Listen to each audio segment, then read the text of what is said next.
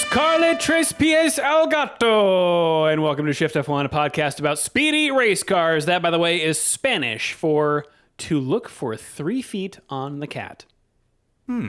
Oh, El Gato. I thought that was sponsorship for El Gato. Oh, my bad. Yes, we're recording in HDMI in 1080i. Whoa. What? Yep, got our what was it? Oh, the Aja IOHD. Remember that thing? I do remember the Aja. Wow, man. That's a blast from the past. The Aja. Before all you kids out there had your El Gatos plugged in USB 3. You don't even know a world Doing with 60 interlacing. frames a second. That's right. Oh, man. The Persona 4 Endurance run. Whew. Final Cut Pro, deinterlacing. All right. This is an Too much intense inside watch baseball. producer talk. Yeah, oh, yeah. That, by the way, is an idiomatic expression meaning to make something more complicated than necessary. One could argue that holding the Monaco Grand Prix was a pretty complicated way of getting a result pretty similar to that of qualifying. But I would argue that there were benefits, too. I'm Drew Scanlon. Joining me, Danny O'Dwyer, the other producer. How are you, Danny? I'm doing great. Sorry for talking about it's like an AA meeting for people who have been plugging cables into various pieces of machinery for most of their lives. Yeah. Rob, what's it like on the other side where you get to not worry about equipment, but just worry about your words and your brain? Well, I worry about it a bit more than I used to, unfortunately. And partly it's like various issues we had with the waypoint setup over the years where suddenly you're learning about like, you know, there's a limit to how many cables can go into a thing before you need a much smarter thing and a more powerful thing taking all the signal. And you won't really know what that cutoff is until all your shit just mysteriously stops working in the middle of something. And then you learn about the very stark steps that happen between like consumer grade stuff and then what you need to do that one little tick above that. In a way, COVID has made us all video producers. It certainly has. By the way, Rob, your Electro Voice RA20 dynamic cardioid microphone sounding great. Super. I was so worried you were about to be like, your microphone is malfunctioning. We might need to duck out and restart this. And could you get the other mic plugged back in? And then I was going to be very upset. Oh my gosh, I have production things to talk about in Monaco. This is going to be great. If you're new to this podcast, a very warm welcome to you. And if you are new to Formula One itself, there's usually not this much discussion of video and XLR and frame rates. But if you want to know more about Formula One, we recommend listening to our preseason primer episode, which assumes no prior F1 knowledge at all and explains how the sport works and who everybody is. So if you'd like to go back and listen to that, it's episode 216. Also, this show is supported entirely by our audience over at patreon.com/shiftf1, where every month we release bonus podcasts and videos exclusively for our patrons that cover racing documentaries and films, F1 video games, experiments with other racing series, and a lot of weird things. So if you would like to support the show and get access to all that fun stuff, head over to patreon.com/shiftf1 or click the link in the show notes. What's going on this month, Danny? Yeah, this time tomorrow, we will be talking about Red Line, the anime, which we have out of interest. Have you guys watched it yet? I watched it last night. I watched it last night. I've not had a chance, but it is my Rob's going to be fresh. Evening tomorrow, yeah. Nice. Okay. Well, we'll be talking about that on the podcast and getting it in just before the end of May. I will. Yes. Technically, for Pacific time, it'll definitely be coming in hot. And yeah, we've got some. We got some fun video stuff planned for the summer. Can't say much more than that, but there'll be some good Media Pass stuff coming for all you Media Pass patrons. Massive thanks, of course, to all of our incredible title sponsors: Alex Medina, Kikaha of the Art at Team Blackjack, Michael Maves, Gordy's Army at Talking Autos, Olivia Evans, IronStation.dev, TelemetryDeck.com, FTC, Drew Stewart, Bailey Foot, Abdullah Althani, Jason Chadwick, Abraham Getchell, #Bunny Crimes, RIP Waypoint, Snigs, Alex Goucher, Max Voltar, Circuit Demon, Troy Stammer, Umberto Roca, William Rumpf, Irvine Clinical Research, Lachlan the Maddened Man, and of course, Jason Kelly. I love you all so much that I did that with my horrible sore throat. And if you're watching this on YouTube, you may see me mute the microphone every once in a while to blow my nose. That's just because the Dayquil has flooded my brain and it's pouring out of every orifice. Great. I can't wait to get Dayquil Danny's thoughts on the Monaco Grand Prix. So let's jump right into it. We have a lot to get to. I would say the race was more entertaining than I was expecting this weekend, but the most exciting event was qualifying, in my personal opinion. Best qualifying this year. And speaking of production stuff, new camera angles. We mentioned last week that there's a new broadcast team, and that means new angles, including a helicopter camera shot. Helicamera? Yeah, I was trying to figure out if it was a drone or a helicopter, and then it did a crazy fast swoop, and I was like, helicopter? That must be a little bit terrifying. What was the reason they didn't have a chopper before? I don't know. Yeah. Does it all go back to that crash in the harbor? Was there a helicopter that crashed? No. So the F1 crash? The F1 crash in the harbor, where the story was that the TV chopper was like fanning the flames and making the recovery thing harder for a car that was that was burning in the harbor, if memory serves. I believe that was kind of overstated, or it was one of those accidents where, like, if this happens at Monaco, it's going to be bad no matter what. The helicopter was there, but did it meaningfully impede anything? Who knows? But I feel like for a while there was kind of this thing around, like, Monaco and helicopters. Maybe I'm just completely inventing this out of, like, a story that my dad told me about back in the day. But, like, this is something I do remember is, like, looming very large for him. Right. So I do kind of wonder if there was kind of a weird bad vibe around Monaco and helicopter shots. But are they trying to make, like, was this all a way to, like, make the previous team look bad? Like, we had to get these Monegasque clowns out of here and do our own production. And look what we brought: the cameras.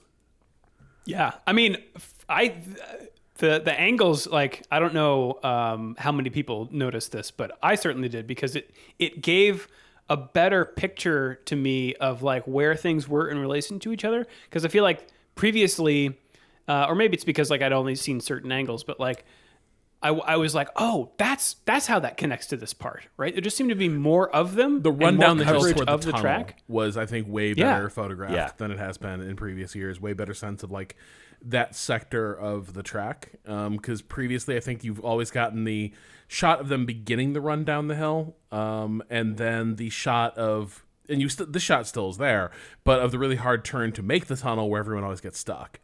But this is, like, the first year I feel like you had a really good view of, like, them coming down the street, and then, like, the actual, like, motion of the corner. The race looked sensational. Also, Monaco was at what I think is actually its most photogenic, which is when you get the drama of the weather hanging over those mountains, and you have that, like, Gibraltar rock jutting out over the harbor. Like, to me, that is where Monaco is at its most visually arresting. And indeed, that the clouds we saw gathering over the hills in the initial shot on the broadcast, you look at it and you're like, that looks portentous, and indeed it would turn out to be. But guys, it's weird.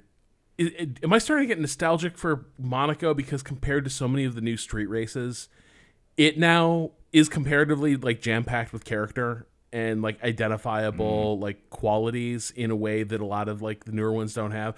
Because, like, I don't know, maybe it's also partly the camera angles, but it's such a challenging course, and watching these quality runs was really dramatic and really exciting to watch in a way that I think a lot of other quality runs, even at faster circuits like Jeddah, just are not.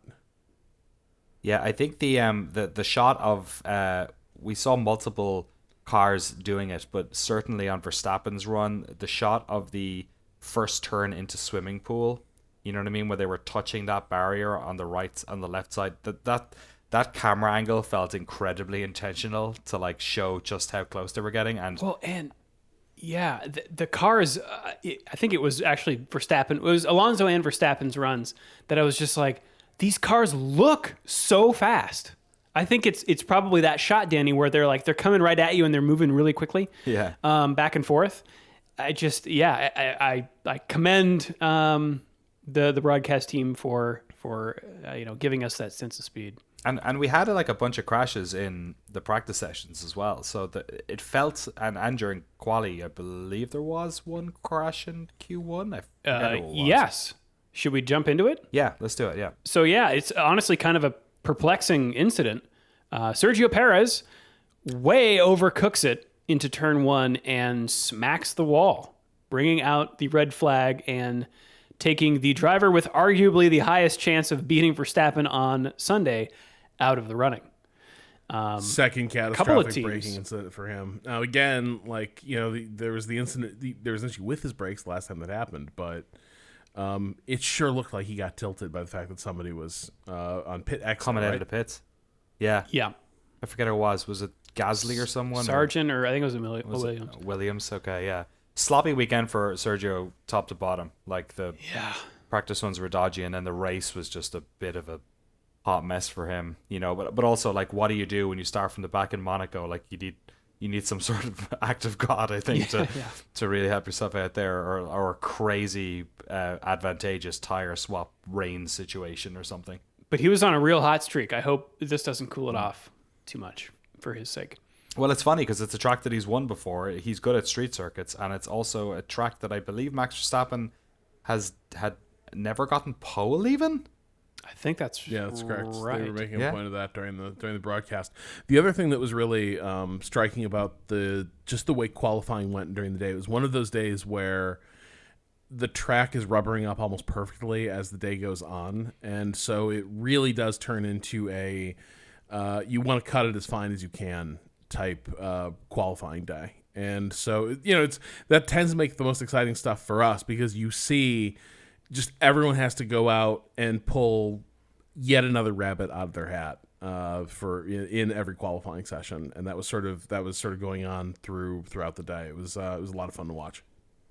Yeah, leading to a couple of the teams having the top teams having scary moments in Q1 with Sainz and Hamilton with his new Mercedes upgrades, leaving it until the last moment to bring themselves out of the drop zone. Hamilton then again does the same thing in Q2. Yeah. And also in Q2, Norris brushes a corner that slaps him into the wall on the exit. And I don't know if you guys were watching the international feed, the Sky broadcast, but Martin Brundle is eerie with how quickly he can identify exactly what has happened. Because all we saw was like the shot of Norris hitting the wall, like his final impact, and Brundle knew immediately that he must have clipped the inside of the preceding turn, and that was exactly what happened. I had a weird situation where when I was watching the race on F1 TV live, I think I couldn't get the international feed. Oh, really? Yeah, I was like, have they removed it? Or so I just listened to the regular one, and it was absolutely fine. But between that and them, they're now uploading, it looks like obviously all the highlights now are using the F1 TV commentator, but they also uploaded Spanish language highlights on YouTube this weekend. Oh yeah, too. they've been doing that for a bit, I think. Oh, have they? I was with the same thumbnail and everything. I was like, why are there two of these? Yeah, the state media email from last week begins to look more prescient in light of, like, they're just slowly starting to be like, we've never heard of the Sky broadcasters. You've always loved the F1 TV crew. Q3 is just as wild because, as you said, Rob, the track evolution is crazy. This means that lap times are coming down dramatically due to things like more and more rubber being laid down on the track, temperature changes, etc. So we get some scrambling here based on when drivers do their runs. So Verstappen, with about 4.5 minutes to go, sets a relatively pedestrian time, which Alonso then smashes. But then Verstappen comes back and tops him by 0.5 tenth. But then, with still, some minutes to go, who goes to the top a minute later but Esteban Ocon? Yeah. Which was a real shock. So now we get those final runs. Leclerc tops Ocon, taking provisional pole, but Alonso then comes along and goes on top again, this time by 2/100ths. So now, of course, it's down to Verstappen. And through the first two sectors, he's 0.2 tenths off Alonso's time. But because he's an alien, he comes across the line and it's pole position once again by 0.08, meaning that he made up 0.3 in the last sector of Monaco. Yeah, it's wild. Alonso had a poor sector 3, so that is apparently where there was time to be made up. But it's still, he literally hit the wall twice. Like Verstappen did, yeah. Verstappen, it's pinballed, bizarre. yeah. He was like throwing the car over the line, like an anime, if you will, like Red Line. You know, just like get over the line at all cost. Yeah, it was pretty cool. I mean, that's what we want to see. Is like we want that version of Max Verstappen. We want the version that, you know, forces him to drive his socks off. And yeah, it was probably the most well-earned pole of the year as a result. Yeah, it was it reminded me of that one at the end, I think, of last season or the season prior. I think it might have been 2021 actually, where he was on this amazing lap, I think in the Jeddah one. Saudi? The one Jeddah. where Jeddah, he where he binned it, right? At the in the last corner. And I was like, this is special. He is on some other level here. But this one, he came through. And there's actually a YouTube video on F1's YouTube channel of a side-by-side comparison of Fernando Alonso and Max Verstappen's qualifying laps that I will link in the show notes. It was. I was so like, oh man, this is gonna be so cool. Like Fernando's probably he's gonna start on pole and like have a really good chance of winning this race, and like to have him rip that away at the last second, it just seemed like there was no way there was that time could be made up. And I know the Red Bull is gonna be fast coming up that straight. That's been one of the Red Bull's real strengths this year. But like Max had that advantage every single other lap. So like, how much was that really gonna move the needle? The ability to recover the time after what had been a pretty seemingly compromised lap was truly incredible. Yeah. So the grid looks like this: Max Verstappen on top, Fernando Alonso starting second, Esteban Ocon qualified fourth, but Charles Leclerc, who qualified third, was penalized 3 grid places for impeding Lando Norris during qualifying. It was pretty bad. The in-car from Norris. It was in the tunnel. Yeah. Yeah. Fourth place will start Carlos Sainz, followed by Lewis Hamilton in fifth, Charles Leclerc in sixth, Pierre Gasly seventh, George Russell eighth, Yuki Tsunoda ninth, Lando Norris 10th. Behind them, we've got Oscar Piastri, Nick DeVries, Alex Albon, Lance Stroll, Valtteri Bottas, Logan Sargent, Kevin Magnussen, Nico Hulkenberg, Zhou Guanyu, and Sergio Perez. I just want to make a quick little note maybe on the Leclerc incident, right? Obviously, the drivers, when they're on their, if they're not on their actual lap, their timed lap, they are getting feedback from their engineers or from the pit wall all the time about who's coming up behind them. Is this another incident of Ferrari dropping the ball, or am I just like sort of, I got a hammer in my hand and everything's a nail? But because that's a big, you know, that's a unforced error penalty that was part of a bad weekend for them again. Yeah, I mean, it's not an uncommon thing to happen, though. But when it's a pattern like this, yeah, it's one of those things where like Leclerc under in no circumstances should Leclerc be there, right? Like that's part of it is, you know, if you're, I think it was cool down, right, where this was going on. He just shouldn't be there in that part of the track, given the context, right? The odds of somebody coming up behind you on a hot lap are really high. But at the same time, there is like, I would not say Ferrari covered themselves in glory yet again in terms of like the brain trust, the operation of the brain trust on the pit wall, and it may crop up in odd little ways like this too, where there is a bit of obliviousness or just lack of attention to the details during the race. But honestly, I don't hear enough of the radio calls to know like how often do they get advised of this, right? Like in an IndyCar broadcast, you hear the spotter all the time, so you have a really good sense that the drivers almost never go without being at least given a heads up that like, hey, so and so is behind you. Here's their race condition. Here's their situation. I don't know how much they're in the F1 drivers' ears. I think it's a lot. I've listened to a couple of them just like flicking between the different team radios. I tend to do it during practice and quali a bit. And I forget what it was. There was an incident a couple of months back where they had one of these and they had like a mic'd up thing on YouTube or something where they showed it. And it was pretty constant. It was like, this is them coming, and then such and such is coming, and then such and such is coming on their lap. So it just it made me wonder, like, should Ferrari have, like, at what stage was he informed? I could have imagined a scenario where, for instance, Leclerc wasn't really at fault, but couldn't obviously throw his team under the bus that way. You know, Does you it couldn't seem just like say the Ferrari boys are hesitating to throw their team under the bus these last 2 years, though? Well, Carlos Sainz during the race may have, done the exception that proves that rule. We'll get to that. I really want to see. I want to take the temperature of the room on the old Carlos situation. Well, let's get to the race. Danny, do you want to take us through the start? Yeah, I mean, there's not really much to say at the in terms of the lads at the front. Everyone had a good start, I would say.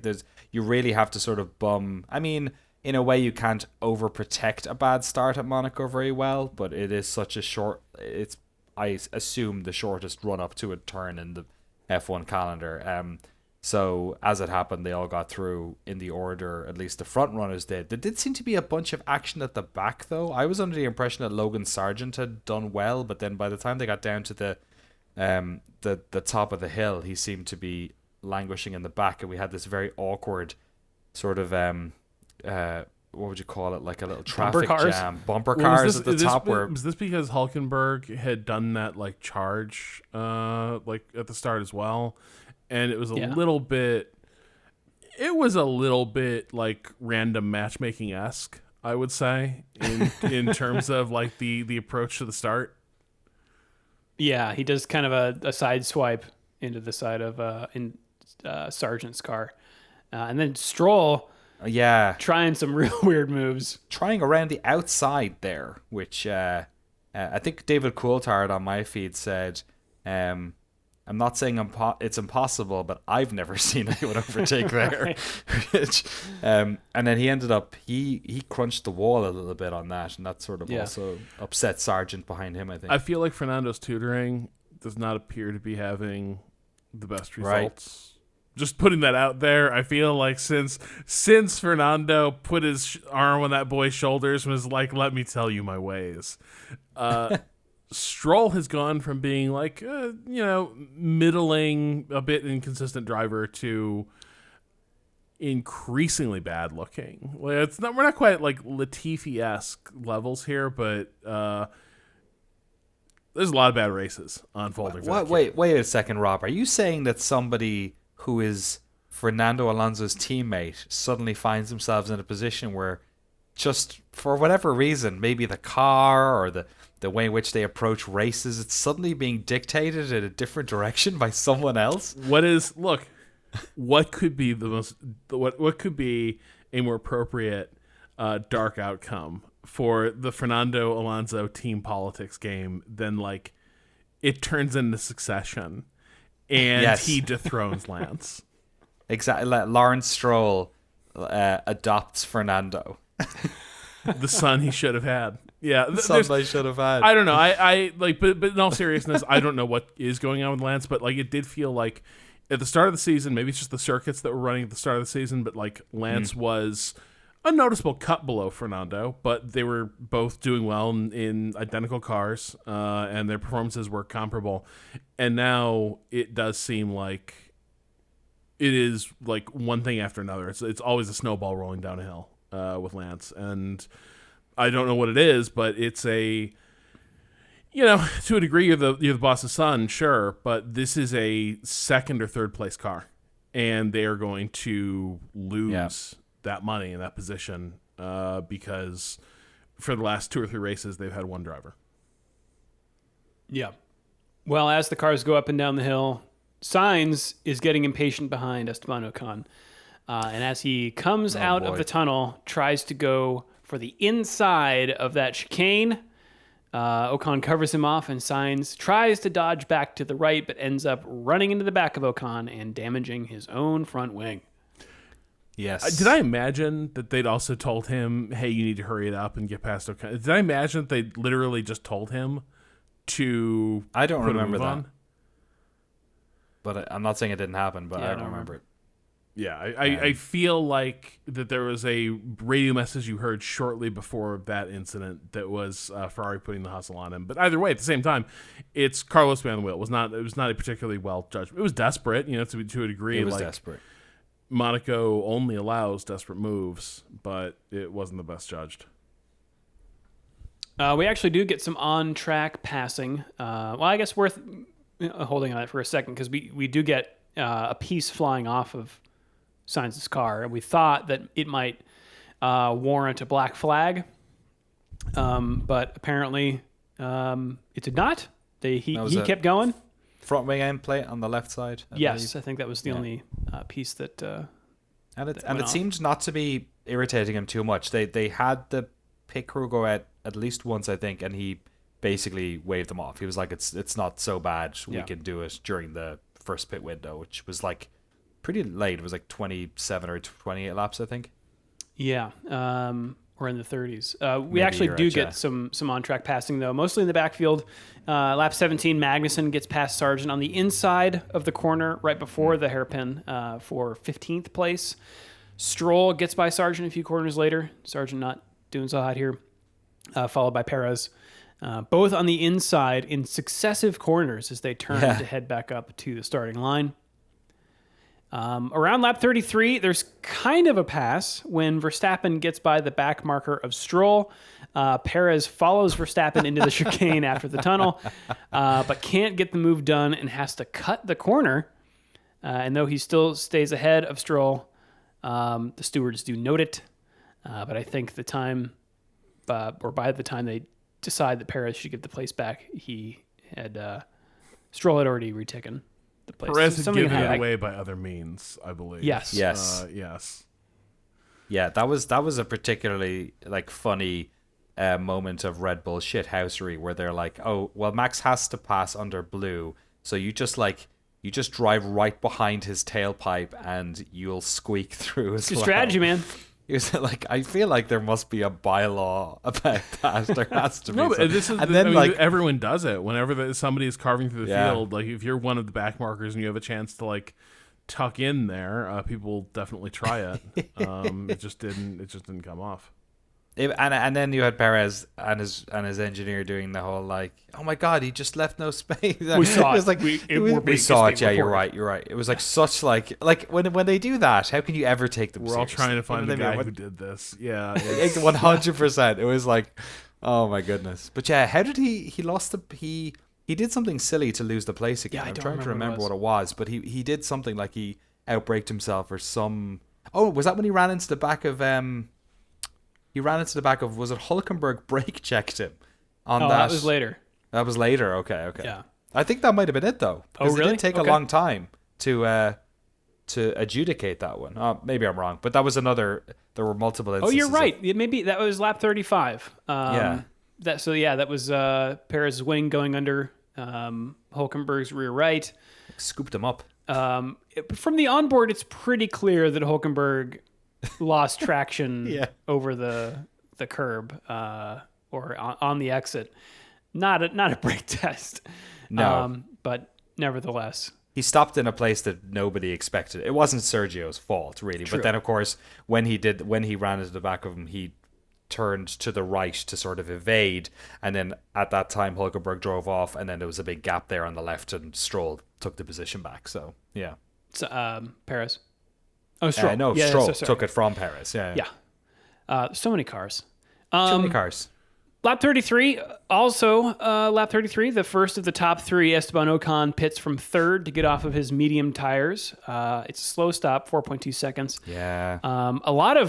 A good scramble, a good mix of tire strategies going on at the front of the field, which you always love to see. A lap later, Sainz is called in against his will.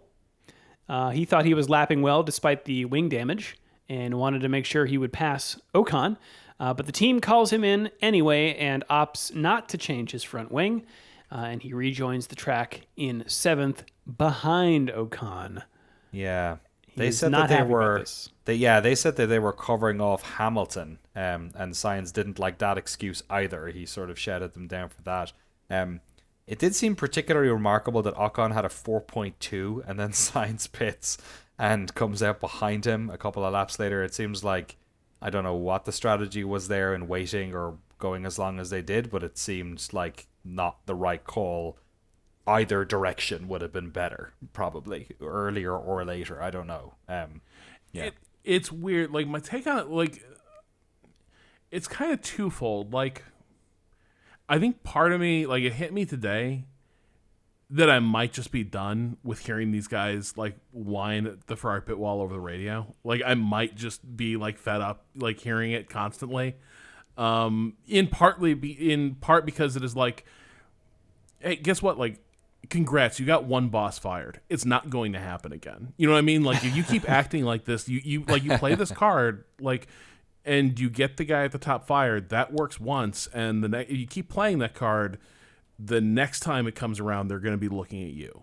And so, like, that's part of it. At the same time, I am not sure, like, the Ferrari strategy does seem like pretty deserving of rebuke pretty consistently. It sort of seemed like they had put signs on an either fish nor fowl strategy. And so, like, as much as I don't maybe care for the style of it and the fact that it appears to be constant over at Ferrari, to an extent, I also get why those guys are losing their minds over there, because it keeps happening. And it seems to keep happening at this race in particular. That with the like 72, 75 second lap that they run at Monaco, it is way too brisk for the slow machinations of Ferrari strategy. So, like, it's weird. Like, it just seems so dysfunctional because the drivers are constantly melting down at the pit wall, and the pit wall is not serving them up great strategies. But the other thing I guess that triggered a bit of irritation with Sainz is that he made a lot of mistakes during the race, like across the weekend. It's kind of like, to an extent, it was a little bit in your hands to get it done too. Yeah. Well, for most of the race, we've been watching the radar and those beautiful shots of the mountains overlooking the municipality, wondering if the rain will arrive and how much and when. And on lap 53, it starts to say hello. Everyone's tires are worn by this point, making driving on even a slightly damp track difficult. But initially, it is only raining in one area, so a lot of drivers and teams just decide to deal with it, which is great to watch.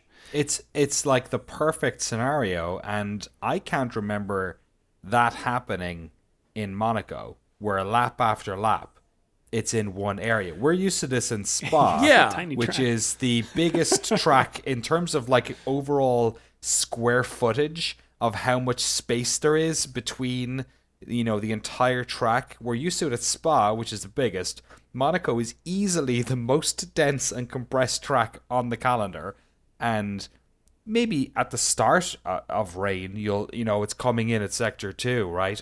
Coming in off the ocean, and then or coming down from the mountains in sector 1, and but it was like multiple laps, and it was still only happening at that part of the track. I've never seen that happen before. Yeah, and so you get an opportunity, or at least teams do, to see what happens when some people go for intermediate tires, and then maybe your strategy is informed by that. So Bottas is the first to go on to intermediates, and a few more of the backfield follow. And then Alonso gets called in from second place and goes from hard tires to medium. I was so sad. I was like, no.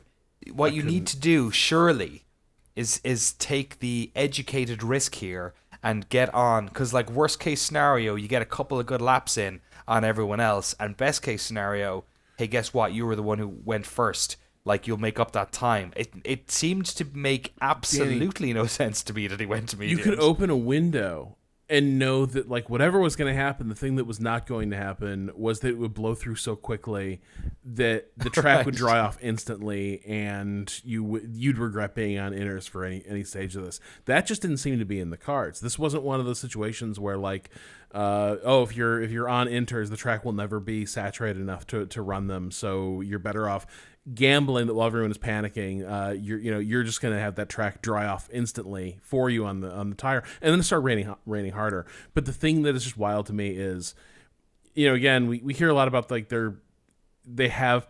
Well, I guess Monaco poses some challenges to the radar at least, because again you've got the huge hill, but again, like you could you not have like looked at the sky? Like there was a TV feed showing the weather front moving in. I just don't know. To me, like that move was so clearly you just gave away the race, because the other key context here is Max was overextended on his tires because they had been waiting and waiting to see what would develop with this front, and they were waiting and waiting to see what Aston Martin was going to do. But Max had felt pretty much done on his tires for like 20 laps. And they had basically, he had basically all but said, like, please bring me in because this is borderline undrivable. And they just told him, you know the situation. If you do that, you're P2. So, do what you have to do. And he stayed out. But Alonso's tires were wearing in beautifully. His strategy, I think he was on the hards, right? He had like all day to make this decision. And so he had he and his team had the complete initiative in this situation. And to then gamble, because that's what it was. Like this was a low percentage Hail Mary gamble where I don't see what the upside of it was. And it was in a situation where you didn't need to gamble. The smart money was always going to be put on inters. Yeah.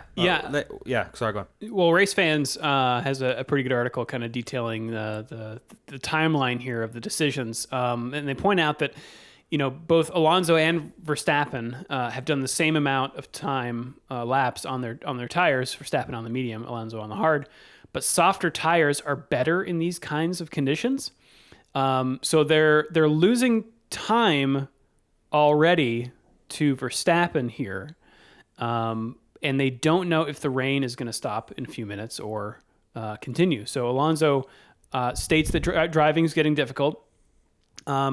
And the team also has to think about where in traffic Alonso will come out of the pits, which is always impossible for viewers or drivers to know. It's only really the team wall that knows it. So they do decide to pit, and at that moment in time, they thought the rain would be brief.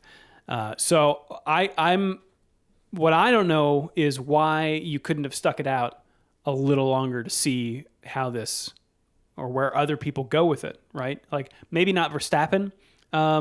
You won't see him do it because he's obviously, like you said, ahead, and if he moves first, then he's already lost. But if you don't know, and maybe they just thought they knew, maybe they just thought nope, it's definitely going to clear up. But then I don't know why would other teams go on the inters? The radio traffic is pretty clear they didn't know.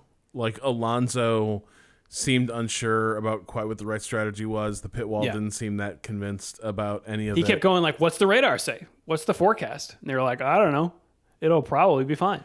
And nobody else seemed to make that call. That was the thing that was interesting to me, was that it seemed like everyone else before and after them was inters. It was classic outsmarting yourself stuff, which I think is easier to do when your team's used to scrapping it. And finding yourself in this position, having had caught a few breaks, and this is a weird position for a team like this. Yeah, historically, this is not a team that is in second place on merit at this stage of a race, and with the strategy sort of following their way. But the other thing I would say about this call is, on the one hand, the window for the decision was tight. A lot's happening at this moment, but on the other hand, I feel like there were a lot of signs that for about 30 laps that there was going to be rain at some point during this race. Real strong chance. Because that's why everyone was extending their stints. Everyone knew there was probably rain coming. The rain was going to finish with some water on track. So to an extent, this was the thing you'd been sort of thinking about the entire race as it developed. And they found a way to throw it away. And what's weird is after they said, yeah, we didn't throw it away. It was, it didn't actually cost us that much. And I'm like, that is a wild statement. That is absurd. I think this maybe isn't the best argument to make what I'm about to say during Monaco, because Monaco is special and everyone wants to win Monaco. But I do think the further this season goes on, the more we're going to realize that they are not fighting Red Bull. You know what I mean? Like, I think they're fighting Ferrari, and they're fighting maybe Mercedes if these upgrades come in. And I wonder if that's part of it too, where like they're going to be so risk conscious against dropping points with Ferrari than they are chasing Red Bull's shadow. Yeah, I mean, to hear them say it, that putting him on slick tires was the conservative choice, which is interesting when you're sitting in second, right? I mean, and he was a fair bit ahead, I think, from third place. But Verstappen himself was 7 or 8 seconds ahead, so Red Bull could kind of react to whatever Alonso did. So they just go on intermediate tires, and Alonso has to pit again the following lap. But so thankfully, though, Alonso did have enough margin so that when he came out on that second pit stop, he was still in second place. Yes. Pretty much everyone else goes on intermediate tires. A few cars stay out, like Sainz, who goes off just before the hairpin in a very sort of slow motion slide. He loses a few places and then rejoins. Russell also drifts off the track where Sainz did, even on the intermediates, and then gets hit by Sergio Perez as he rejoins. Yeah. Gets hit by Sergio Perez is a generous towards Russell, maybe. He just kind of pulled out in front of Sergio Perez, and Perez crashed into the back of him. They were lucky. He obviously got the penalty for it, but Russell did, yeah. Yeah, Perez was lucky not to damage his front wing any worse than he already had in that race. My note for lap 59, and MK insisted I write this down because I just sort of blurted it staring at the TV. I just said, "Ay caramba, we're slopping it up." And I do feel that's what was unfolding at this stage of the race. There were tricky conditions, but also very few people were really putting their best foot forward at the stage of the race. Russell, so it was funny seeing, like, there is a Russell hate brigade out there, and it starts to come into effect.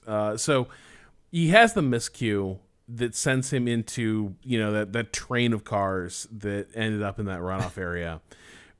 He's assessed the penalty for just kind of reversing into a live track, and so he gets the 5-second penalty. And then he starts workshopping some stuff with Mercedes over the radio because he's behind Hamilton. And he's like, maybe Lewis could let me through so I could put some distance between me and Leclerc. And because I got this 5-second penalty from somewhere. I don't know. Yeah, and is Lewis making progress on Ocon? I don't know. Maybe I could have a little shot at him. And it does seem there are a lot of folks because Russell does this a lot. Russell's very quick to get on the radio and just be like, "Hey, what if we swap positions? I got an idea. I got a crazy idea. What if you just had Lewis let me by?" But the thing is, I genuinely do believe he's also trying to figure out, I think he's trying to do the Alonso thing a little bit of, he is seeing ways that he, the team result can be improved. He's always convinced that, if he's allowed past, he can make up ground that Hamilton is not. Very speculative, but he's convinced of it. But there are a lot of folks, it does seem, and I see where it is coming from, where there's a little sense that there's a little unctuousness to this guy. There's a little bit of a ass kisser who's constantly just kind of asking for something for nothing. Just wants a little bit of special treatment, just a little bit of an opportunity, a favorable position at the company. And a lot of people viewed Toto getting on the radio as him kind of telling Russell off. I didn't see it that way. It seemed like Toto got on the radio because Russell seemed to be tilting, trying to figure out how can I fix my mistake? And Toto's response was you can do that by shutting up and focusing and driving. Don't try to drive Lewis's car. Don't overcomplicate this. Yeah. Especially because Leclerc turned out, and I'm not sure that, Russell, I certainly thought that Leclerc was going to be more of a threat that stage of the race. He just wasn't. He just fell away from the Mercedes completely, which was not what you expected to see. But, I think Russell really thought that 5-second penalty with that stage of the race was going to be the kiss of death, and the Ferrari was just like going backwards. Yeah, some really fun pandemonium though in the wet. Ferrari is late to get onto their intermediate tires. Perez brushes the wall and nearly loses it. That must have been a code brown. Ay caramba, we're slopping it up. Stroll hits the wall, has to retire. Yuki Tsunoda having trouble with his brakes. Can we just have a nice moment and just appreciate Yuki Tsunoda, who I feel like is, whenever Monaco comes around, he's like a cipher for the viewer of what it would be like if one of us, almost in a sort of a waking nightmare scenario, found ourselves responsible for driving one of these cars around Monaco. He is so uncomfortable driving here. He absolutely hates it. And then they're like, Yuki, we think we can get a couple of more seconds out of it. And he's like, Are you trying to crash me? He hates it. He absolutely hates it. And you can see it, you can see it with Logan Sargent, right? Where, it must be terrifying. I can't imagine, especially in these cars, you can't see anything out of them. And that's why he's going backwards. But poor Yuki is just it's like watching somebody having the sort of what do you call those dreams where you can really feel like you're there, like a lucid dream. He's having a lucid dream, and he's also naked in the car. And his brakes don't work. And he's forgotten his This homework. is a dream I have had where my brakes don't work, and it's terrifying. Right? Yeah. Imagine in Monaco. Nothing happens. Yeah. This is that. That is so. And this is the other part. I think this is the nightmare of these cars is that they only perform well in a certain band. And so if the driver loses trust in the brakes, they will start coming off the brakes. The brakes will not achieve temperature. The brakes will get worse. The tires will get worse. And it's like riding like a wild horse. Yeah. If you do not keep it, if you cannot control it, it is going to kill you. Yeah, but I don't know. Maybe those brakes do suck. I would. It does not feel like that car's been particularly good this season. If you go with the assumption that Yuki is kind of the seasoned hand at driving that car, and De Vries is coming to grips with it. Neither has done great. Yuki's gotten the most out of the car, but when people are like, De Vries made this amateurish mistake, well, it was an amateurish mistake under braking. Maybe their brakes actually do kind of suck in the clinch, but. Yeah, it doesn't seem like an easy car to drive, and it's got to be horrible at Monaco when they're like, "Hey, just push a little harder." And the thing you don't trust is the brake. And this is a track where waiting for you at the end of every fast run is a guardrail. Yeah, well, speaking of De Vries, he's going the wrong way. We get a bona fide pass on the main straight. Norris on De Vries for 9th, and then Piastri following at the same place on the following lap. But Verstappen hangs on to finish first at the Monaco Grand Prix. His first win here in Formula One.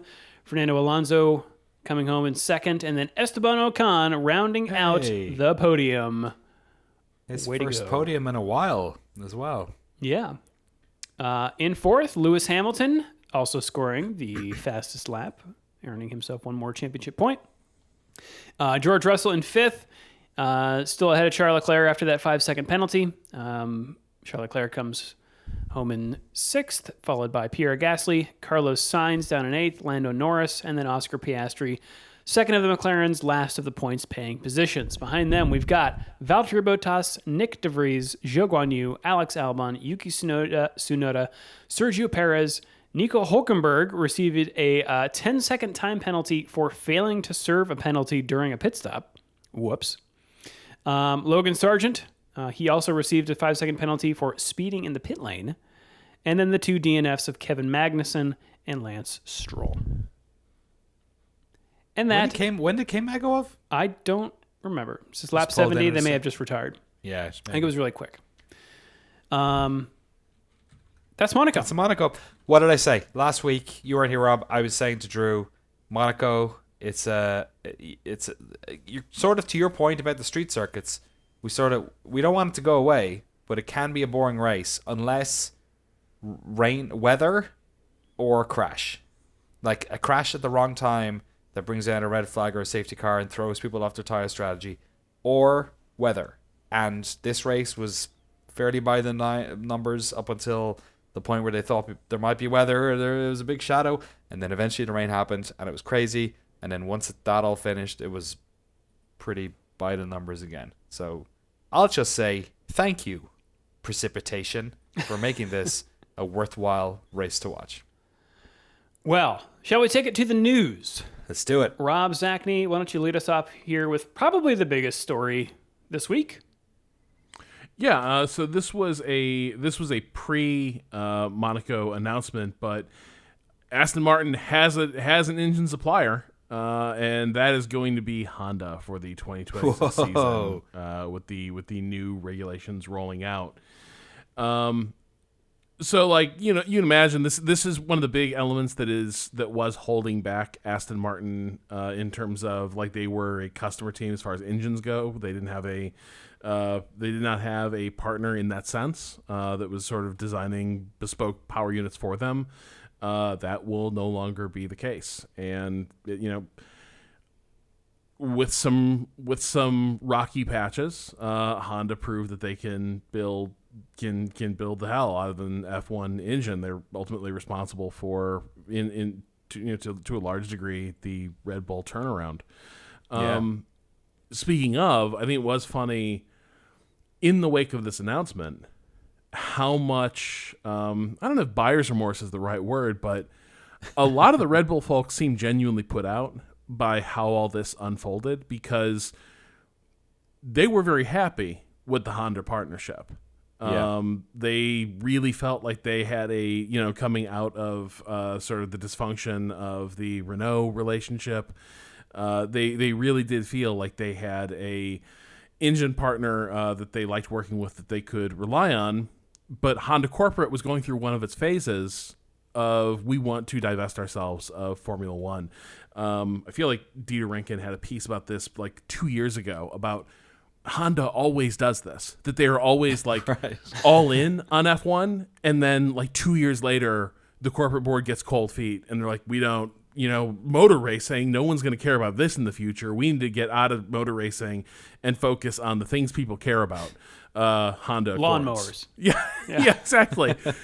And so like their performance engines division was kind of hostage to this as the company was preparing to divest themselves of this. And so Red Bull, both Max and Horner talked about this in the wake of this announcement. They didn't start Red Bull Powertrains because they wanted to do that. They started it because Honda was leaving.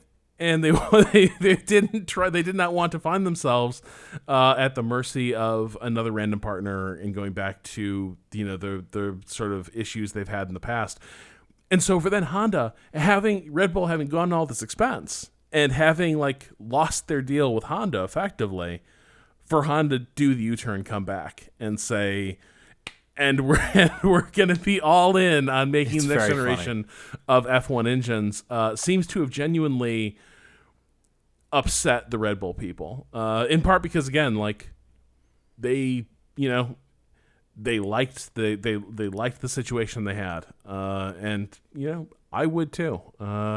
Standing up new things, not easy. An F1 power unit program, maybe the hardest thing. Yeah, it's good for F1 though, right? Because it means that we do have more powertrain suppliers than we had a couple of years ago. So, which is one of the biggest problems. You were talking a lot about last year, Rob, with the worry that there was more people leaving than coming in because they're just so difficult to make. But yeah, you can imagine, like, even just from a purely logistical standpoint, it must have been such an amazing amount of work for Red Bull to pull together that department to then have Honda just do a turn of face or an about turn is pretty wild. So yeah, I mean it shuffled the deck again probably once they're in with Aston. Well, speaking of Dieter Renken digging up dirt and team partnerships, what's this next one, Rob? Yeah, so Alfa Romeo, because Alfa Romeo was sort of the sponsor and partner of the Sauber team, that is now going to turn into the Audi team. Alfa Romeo found themselves without a team, and now they have elected to become sponsor with Haas, which makes all the sense in the world. Haas is another Ferrari customer team, and so Haas is going to be carrying Alfa Romeo sponsorship starting at the end of the year. So moving forward for next year. So says Mr. Rankin. This is not confirmed yet, but Right. Okay. Yeah. That's true. I mean, he could be wrong. He was also out there stirring the pot on the Hamilton Ferrari rumors. But in general, he's someone who seems to again have a decent sense of what's going on. It makes a lot of sense. It would be, I think, Haas would be thrilled to have a major performance auto manufacturer sponsoring them, and Alfa Romeo certainly would like to stay in the sport, in some capacity. Well, we shall see. A couple quick hits here. I came across an article on The Athletic. Apparently, Charles Leclerc makes music now. He has released Terrific. 2 songs on Spotify so far, and they have a combined 6 million downloads already. So he's earned like 50 cents then, is that right? Okay, Yep. cool. He's rich. Yeah, I don't know. Did you guys listen to these? They're like melancholic piano pieces. Wait, are those the actual names of the track? Yeah, so track 1 is called AUS23, Okay. and track 2 is called MIA23. That's So is Australia that and Miami okay. 2023. The internal Ferrari code names, apparently, for how they notate their races. Wow, cryptic. No one would ever crack that one. Yep. So did he make them during those races? I think he released them after these races. I do love the idea that even race drivers can't come up with titles for their songs that aren't race related. Like, you know what I mean? Like, Yeah. they're just I have one mode. exactly. Yeah, that's it. I have not listened to them. What do they sound like? They sound like the background music for a jewelry commercial. Okay, very good.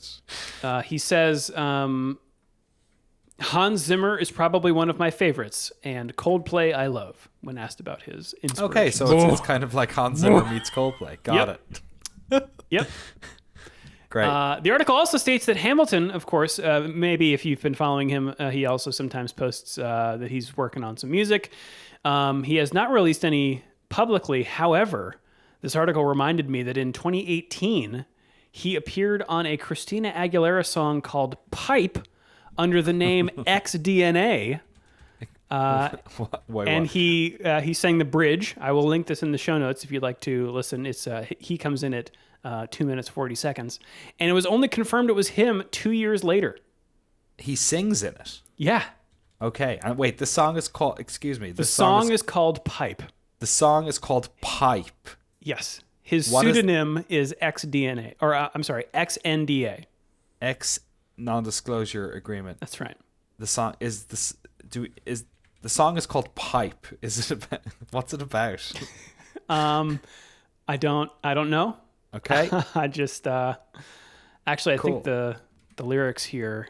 Yeah. What are the lyrics? On What did he say? What does he Spotify. say? Does he say like? Is it like Charles Leclerc? You just can't not say like. Well, he's not riding supposed up to be Eau Lewis Rouge. Hamilton here. Okay. He's XDA. He's XNDA. He's XNDA. I'm just shocked that Christina Aguilera released the song in 2018. Yeah. I had no idea. You already know what you came here for. Lay it down now. You know that I'm grown and I'm about it. And I know what to do with your body. And the song is called Pipe. Cool. I get loud when you put that pipe down, Wow. pipe down. Oh, I get it. It's a double entendre. Pipe down. When you put that pipe. Man, music's great. I think he sounds pretty good. I mean, he's very auto-tuned, but I don't know. He's got a nice timbre. Who? I wish. Wasn't there another F1 XNDA driver who was a DJ? Was it Jamie Alguersuari? I'm gonna say it was. I was going to say Villeneuve. I was about to say Villeneuve. Yeah, that makes seems all like the sense a real in the world too. Like, I mean, that Yeah. guy. Like, no, I would totally believe that guy. You open his garage and it's like just a mountain of synths, and he's like, Yeah, I don't play them. I just maintain them.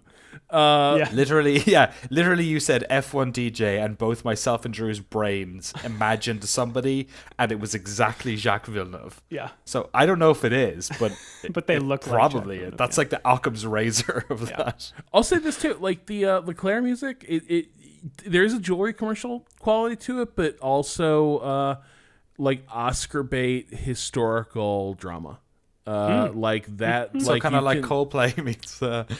You can easily It's, imagine like Leclerc's music playing over like Atonement or something like that.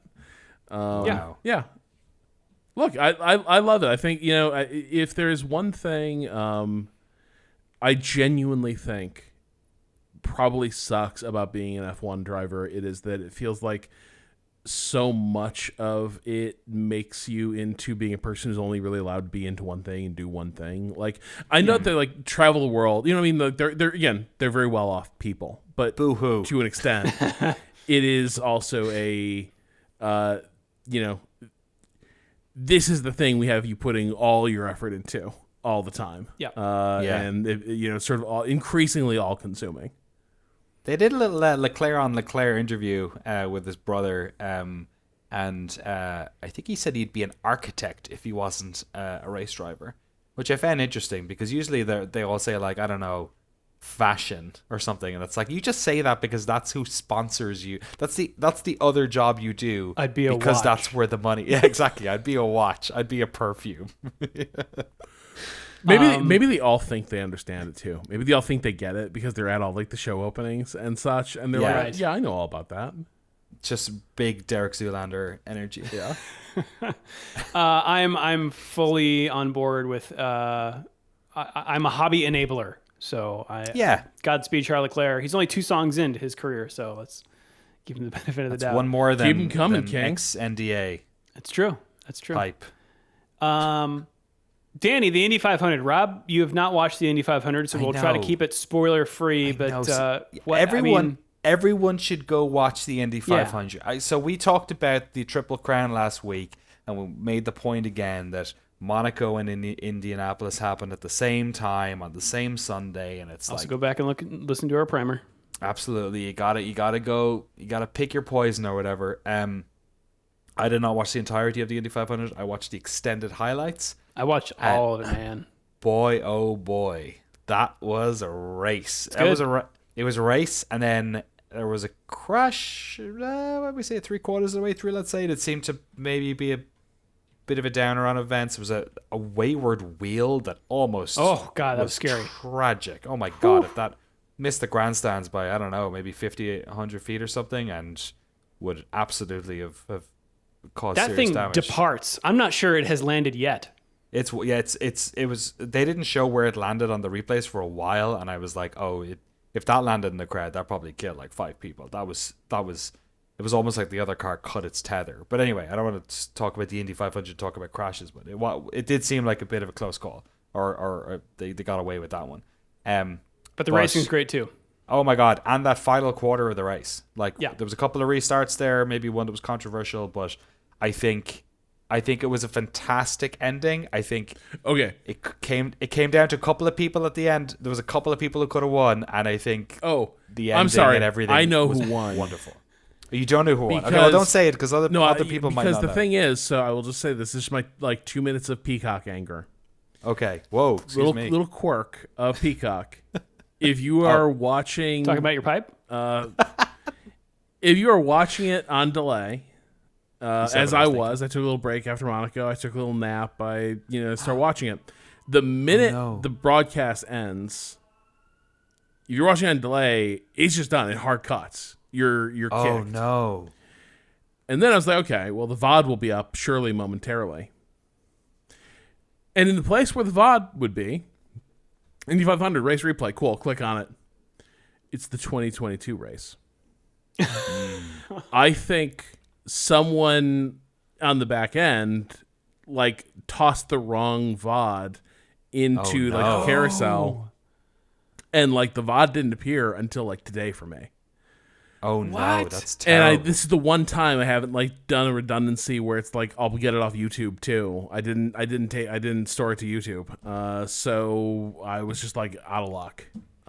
That's a bummer. That's a that's But then, a killer. as I'm looking for it, they sure got the highlights up real quick, including the winner's circle celebration. Good celebrations too. Everything about the ending I thought was pretty great. It was a great spectacle. And if you've never, I feel like if you've never watched Indy before, go watch the highlights of this. I think it's a good I'll link them. example of just how fun that race can be, especially if you've never watched oval racing and you just think it's the most boring thing. I think there was a lot of incidents that happened that showed drafting and the different lanes and all that sort of stuff. Like there were some like 4 or 5 car wide like it was real hairy a bunch of times, and it and when you see those grandstands with 400,000 people, it was a terrific race. So yeah, very Indy. I don't know, Indy, man. The Indy's like slowly, it's creeping up on Formula One for me, because these F1 races are getting a little bit rote, and the Indy stuff's dynamic. we're getting along here, so we should get to Spain. But sorry. I think it's my second one used to be MotoGP, and now that they've got sprint races, I haven't checked in on this season, but I know they have sprint races now, and honestly, that seems like too much racing for me. I think I just want one where I can just watch the qualifying or maybe just the race, and that's it. So that's what I'm looking for. But Spain, Danny. Spain, yes, we're off to Circuit de Barcelona, Catalunya, a circuit that many of the drivers are familiar with, not only because it is traditionally where preseason testing was on, but that was not the case this year, right? It was all in. Didn't all of it happen in Bahrain? Bahrain, yeah. Yeah. But also it's a constant dot on the calendar for other racing series. It's probably one of the most raced tracks in all race. I mean, MotoGP's here. Like, there's so much that goes on at this track, and the reason is that it's a really great track. It's got a lot going for it. In terms of distance, it's 2.89 miles. That's 4.65 kilometers. There's 66 laps around this one. It was built in 1991, coming out of the Barcelona Olympics Fund for the 1992 Olympics. And it had its first race in F1 in 1991. I alluded to it being a great track. The reason why, I think there's a couple of different reasons why. But it has to do a lot with the topographical change on this track and the high and low speed corners. So there's lots of interesting corners on this one. There's lots of high speed turns that you can take at high speed because you're going up a hill. Like really interesting cambers on a lot of these turns. A couple of low speed downward slopes that require you to be more technical. The final sector of the lap was completely redone a while back now. And it was reprofiled, I believe it was 4 seasons ago. It's quite a technical part of the track, and it's got a lot of low speed downhill parts. So there's just like a lot of like fun, different challenges for the drivers to deal with all over it. There's the multi-apex turn 3. There's a couple of turns, turn 7, 8, and 9, which you basically take flat out uphill, regaining speed in sector 2, that they really like as well. And there's 2 DRS zones, both of which have ample opportunity for overtaking. The first one is shorter, I guess I should say the first one is the start-finish straight, which is the longer of the 2, going into turn 1. Turn 1 isn't the slowest corner in the world, though, so it's not like you can just outbrake somebody there. You do try and collect as much pace into that as possible. The other DRS zone is also good for overtaking. Well, we'll see, I guess. With the dirty air on this year's cars, maybe it'll be a problem. Actually, we'll have to wait and see, but hopefully it's not, because it's a shorter DRS zone, but the braking into turn 10 can be quite heavy, so you can sort of outbrake people into that one to get the position if you want, and you're pretty much covered off in sector 3. So it's a great track. Drivers love it, fans love it, and it does tend to produce decent races. So naturally we're working on getting rid of it and replacing it with a Barcelona street circuit. Exactly, yeah. We're just going to drive around the streets of Barcelona. Yeah, I don't know. I have nothing really bad to say. I'm not saying it's always a absolute slam dunk for a good race, but I think Barcelona often does produce good races, and if nothing else, the drivers really like driving on it, and that often helps make a fun race weekend. Well, maybe contributing to the fun race weekend, Danny, is the weather. It looks to be just balmy, 73 degrees on qualifying day, Fahrenheit or 23 Celsius. Wind 18 kilometers an hour or 11 miles an hour out of the southeast. But precipitation, the one everyone wants to know about, just before qualifying, it's 50%, and then drops to 12 for the hour that it starts, which is 4 p.m. local. On race day, it looks like temperature and wind are the same. Precipitation, 70%. Oh boy, that's interesting. Yes. Yeah, this would be a fun track with rain. There's a lot of gravel you don't want to end up in here. A lot of you got beached kind of stuff. But the tracks are wide, so, it's not like Monaco where you're being super, super conservative. You got a little bit of room to spin, but that's fun. I'm trying to remember a wet Barcelona. My head, nothing's. Is that where come to was mind. Formula E? I remember some raced there. farcical I don't think. Formula E race where it rained and then everyone went out with zero Was that Rome? batteries. Oh, I remember that. Am I conflating two things? I don't remember where that was. But yeah, heading into the Spanish Grand Prix, we've got the driver lineup looking like this. Max Verstappen on top with 144 points. Sergio Perez behind him with 105. The gap widening with Sergio finishing with 0 points. Fernando Alonso in third with 93 points. That's not very far away from Perez. Sir Lewis Hamilton in fourth place with 69 points. Sir ex-NDA. That's right. George Russell in fifth with 50 points. Carlos Sainz in sixth with 48. Charles Leclerc has 42. Lance Stroll has 27 in eighth place. Esteban Ocon is in ninth with 21. And Pierre Gasly in 10th with 14. Then we've got Lando Norris with 12. Nico Hulkenberg with 6. Oscar Piastri with 5. Valtteri Bottas with 4. A three-way tie in 15th place between Zhou Guanyu, Yuki Tsunoda, and Kevin Magnussen. Alex Albon is in 18th with 1 point, and then Nick DeVries and Logan Sargent have 0. In the constructor standings, Red Bull Racing is on top with 249 points to Aston Martin's 120. Mercedes has 119 in third place. Ferrari is in fourth with 90 points. Alpine's in fifth. Remember them? With 35 points. No, it's unfair. They just got a podium. McLaren is in sixth with 17. G-Nos and team have 8 points in seventh place. Alfa Romeo's in eighth with 6 points. Alfa Tauri's in ninth with 2. And Williams in 10th with 1. If you would like to join the leaderboards yourself, you can join our fantasy league using the link in the show notes. Here is the podium from Monaco. It is a 4-way tie for third place between Boys Night In, DDW727, Lando in Limbo, and Buckfast 0.0%. In second place, we've got Formula J, and in first from Monaco, Max the Corgi. Do they really do a 0% Buckfast? That seems completely insane to me. I'm getting 0 hits on the internet for that. That is I think it's just a great team name. It's a great team name. Overall, though, third place, a name for my team. Great. Second place, Oberhof Racing. And number 1, with the race name TBD until I'm more clever. Okay, cool. We've still got some races to figure it out. Yeah, a lot. You can also send us an email at shift1podcast@gmail.com or f1.cool/emails. You can also hit us up on the socials using the links in the show notes.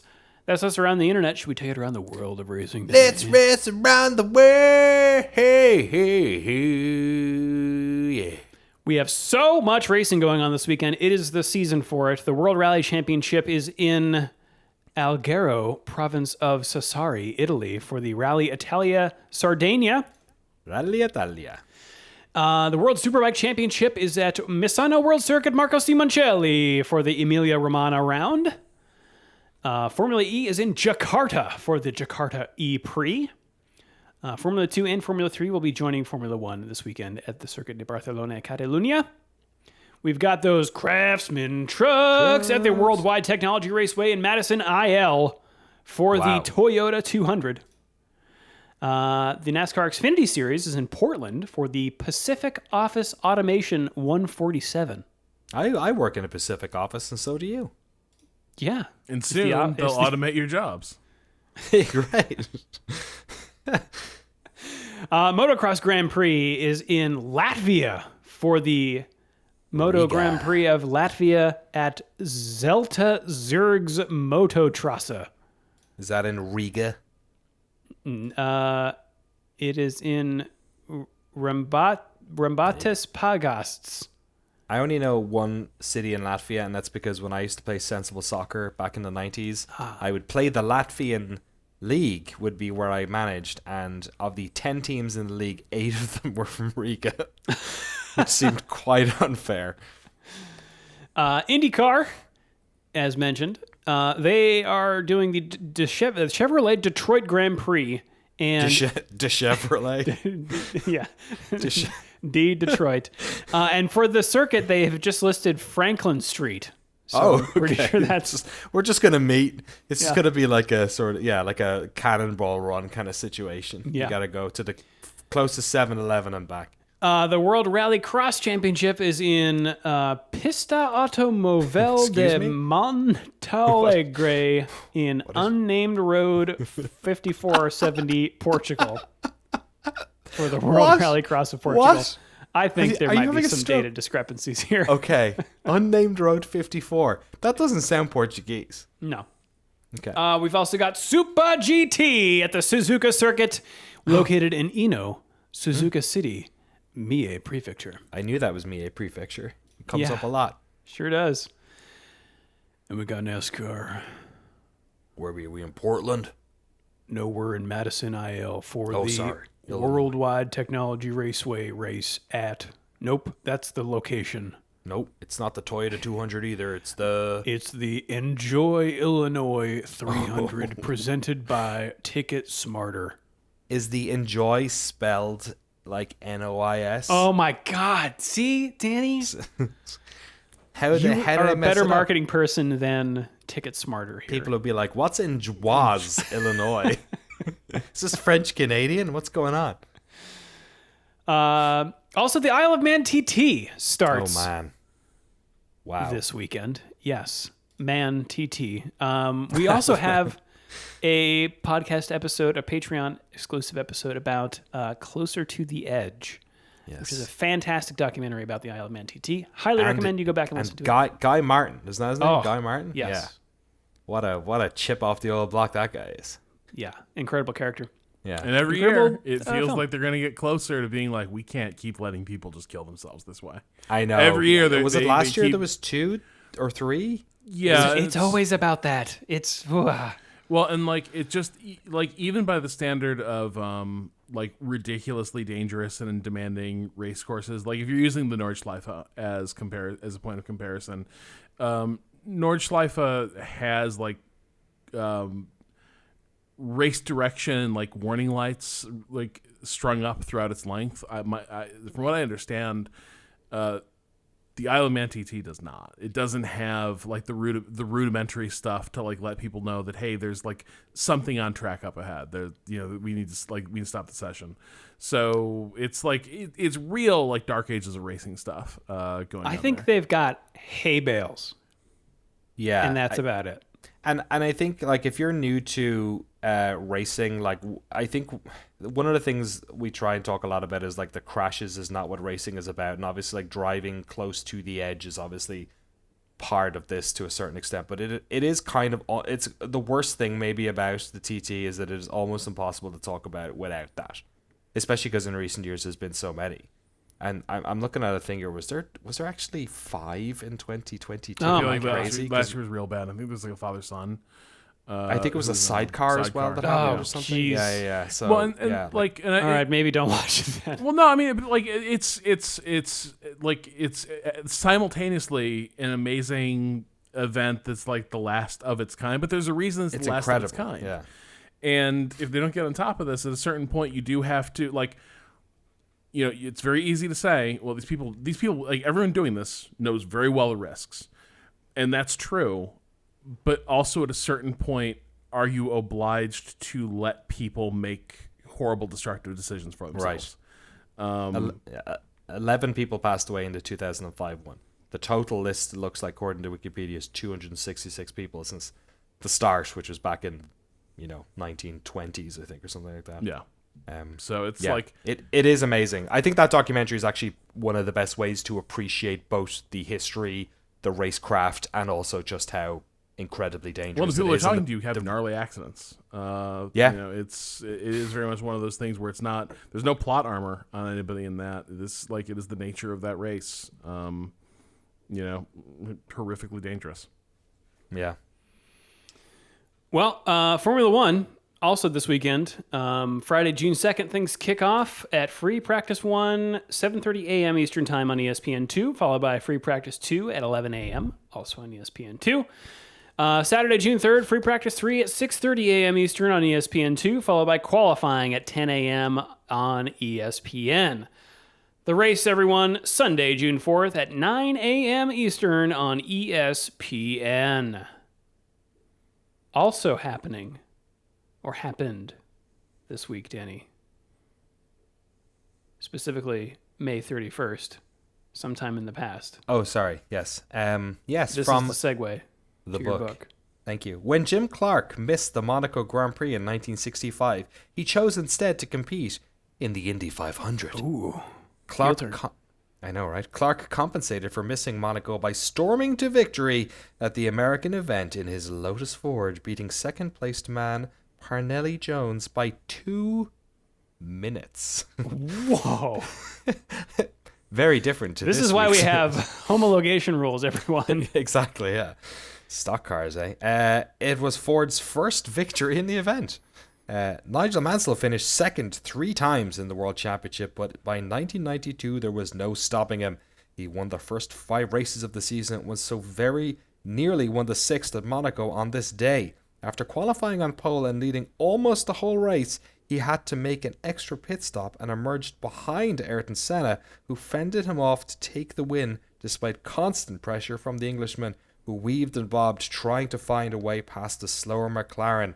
Murray Walker, commentating, said, "I do not see how Mansell, even Nigel Mansell on fresh tyres, is going to be able to get by." He couldn't, and Senna took his 5th Monaco win. That's actually one of the more infamous F1 moments in history that has popped up since we started doing this book. That is a fairly well-known defensive battle.